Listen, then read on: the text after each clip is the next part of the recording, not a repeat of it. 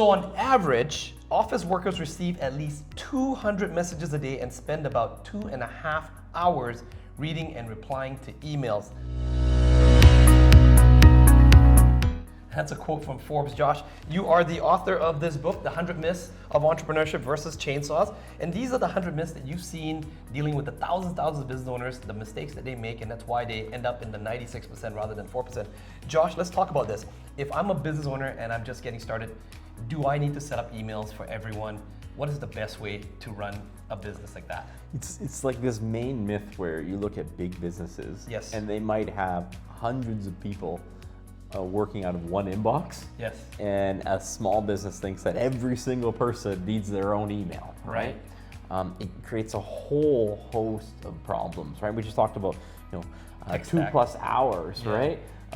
Every employee managing emails. Imagine if you have a service-based business and you have technicians, and yes, you're losing 2+ hours from every one of your technicians, yeah, going through email, and they might be a good technician, but they're not good at emailing. Moreover, like, they can't really change the schedule or affect the pricing. It just has to go to a different department anyways, yes, right? When was the last time you emailed a big company and you didn't have anything other than info@bigcompany.com? Right. That's right, all you had, right? Yeah.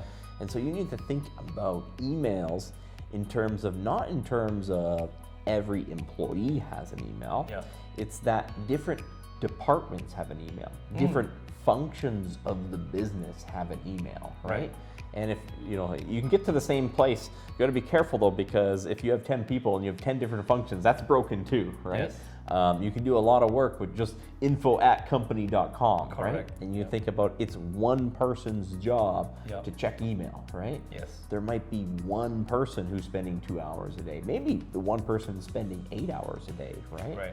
Maybe if the That company dedicated admin person that's just checking emails and then That's right. being the switchboard and sending it out to the right people, right? Correct, right? Yeah. Filtering, because a lot of it just needs to be filtered. Right. Right? Not every email needs a response. Just because someone solicited you for, they want to provide you a service, Yeah. you don't have to respond to them. Like, some Correct. people say, I'm not interested. Why did you even say I'm not interested? So now you can get their follow-up email too. It's Yeah. just like no response, right? Yes. You don't owe anyone who's a response.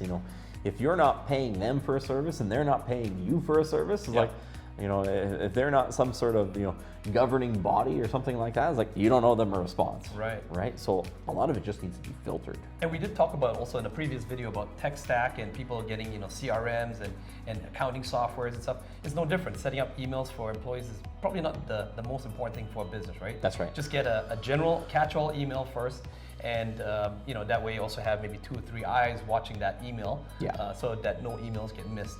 And that's what you're suggesting, right, Josh?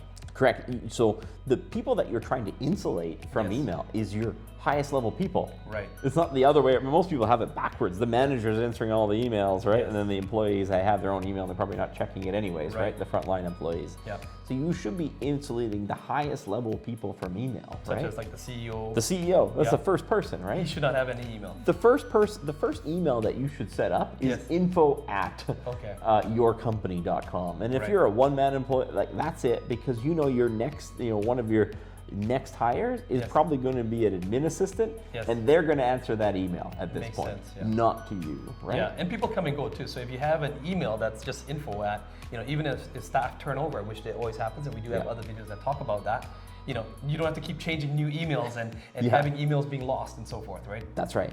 And people, it's funny how people think, oh, no, I'm just going to go right to the CEO. It's like, it's like a lack of respect, and they're just like, customers are forcing that on you. It's like, you don't email Amazon and get upset because Jeff Bezos doesn't respond back to you. Right. It's this limiting belief that we have as business owners that we think that we should always be at the beck and call of any one customer. It's like, Right.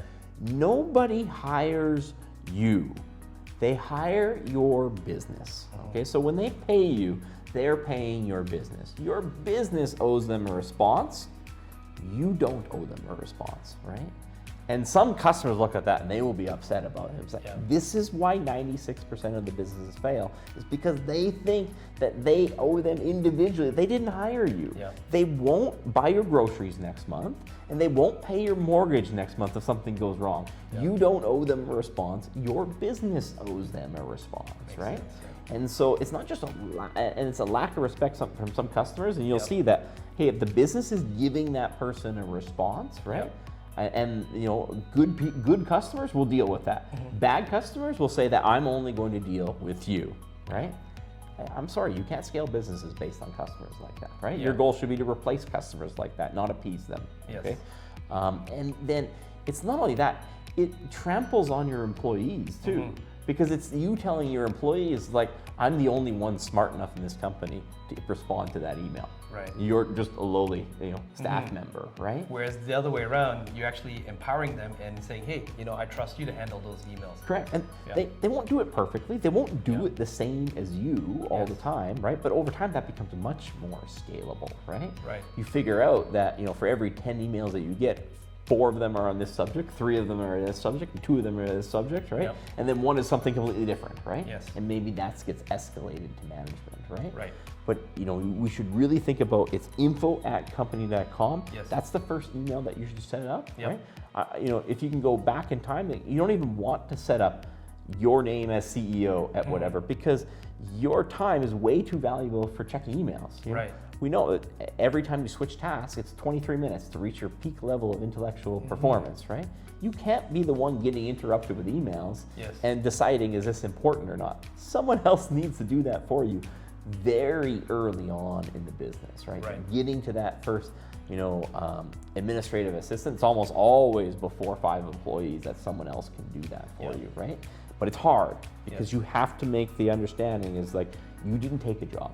You became an entrepreneur, you started a company. Right. Your company owes the customer a response. Yes. You don't. And any customer out there who thinks differently is a bad customer, right? Because I guarantee you, they go to Costco, they go to Walmart, they go to Amazon, and they don't have that lack of respect for those organizations saying, I'm going to kick and scream and be miserable unless the CEO talks to me. Right? But Josh, then what happens in like the digital world now where if you need to set up softwares, you need an email, so that you can get like the PIN or the login and stuff like that. Do you just use a regular Gmail, for yourself? Info, Just use the info. Okay. Yeah, think about when now you need to change passwords and do that. It's like, that's not a CEO function. Right, that's someone an administrator that you hire to do that. That's right. You need to silo these activities. Checking email is a function of the business. It's not a function of each person in the business, right? And also in your chapter here, Josh, you talk about how it's better to address these issues during the daily huddles. Like when you have a catch-all email and the issues are coming in, everybody learns. Talk a bit about that part. Correct. So now you have this email, and if people are responding to it rather than you, you can use it as a teaching opportunity to teach the employees how we respond to this email, right? Okay. If you do it yourself, you're the only one who's seen that, right? Whereas if you can teach others to do it, eventually, you're going to up-level their ability to do it, right? Makes sense. As well, in fielding difficult questions, a lot of times difficult questions, just because you're the CEO doesn't mean you actually know the most about that particular topic. Yeah. Someone else on your team might know more about that. So you bring it up in the daily huddles, and then everyone has a discussion. How can we best handle this email? Or how do we best respond to this, customer, right? That's right. So you look at it on your team, is the least experienced and the cheapest people should be spending the most time with emails. Yes. And the most expensive and most valuable members of the team should be spending the least time with emails, right? Makes a lot of sense. In fact, they might be just looking at drafts of emails before they go out that someone else has actually tried to prepare, right? Now, you do also talk about in here, one of the risks of actually having emails is actually it does not facilitate communication, because when employees in the company have emails, there's this back and forth that goes on. Talk more about that. What have you experienced in that? We've just been talking about external facing emails, right? Yes. Internal email communication is almost always the case of dysfunction. It's like, just think about it in your own household. It's like if you're having an issue with how your spouse is doing something in the house, or your kids, but you want to send them an email. You're going to send them an email and hope that that's going to work out when they're just down the hall from you, right? And you don't have an actual regular dinner time to talk to it. And think about that group huddle. That's your dinner time, right? Yep. That's where you go through those issues. So internal emails, at my firm, internal emails are banned.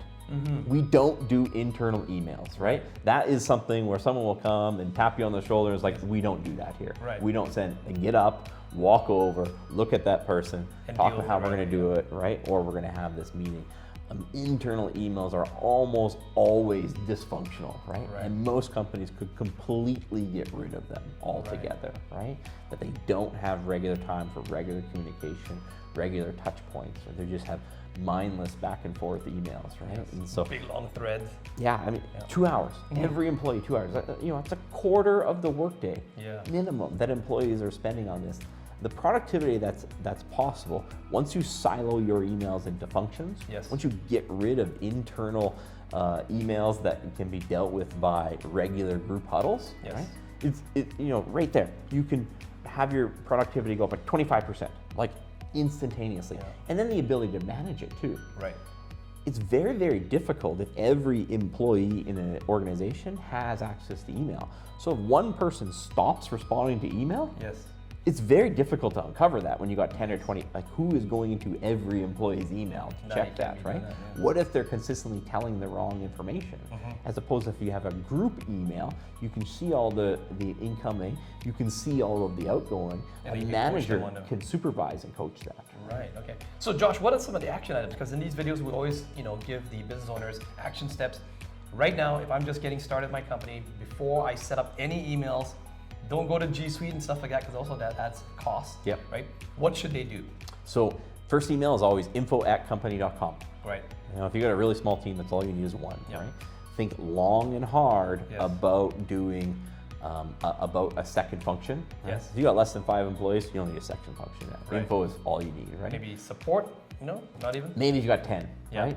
Maybe you're gonna have one for warranty work X, right? Or you know, accounting or something like that, right? But you know, start with one.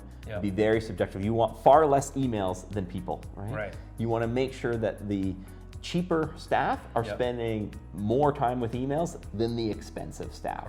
And rather than replying to emails, you need to be teaching other people on how to reply to emails. What if I'm already an established company and I've already got 5 staff and I've got 5 different emails for them? Take them away. Oh, really? Okay. Take them away. Go back to one group email, right? And you can set the auto forwards so you know that you won't lose anything during the transition. Right? But and if you have 5 people and 5 emails, you're I have never seen a single example where that's not inefficient. You don't know whether your employee is actually missing emails or not responding. But if you have a catch-all, you can see if an email comes in, a client's asking for a quote or you know something, and they're responding fast within a timely manner, following the scripts or following SOPs. That's right. Right? Okay. So if you found this video helpful or you have any follow-up questions, do let us know in the comments and the questions below. Josh and myself do answer them. Also, you can pick up a copy of the book in the description. We're going to put a link there. Go check out the other videos on the top there. Hit the subscribe button and the bell notification, and we will see you in the next video.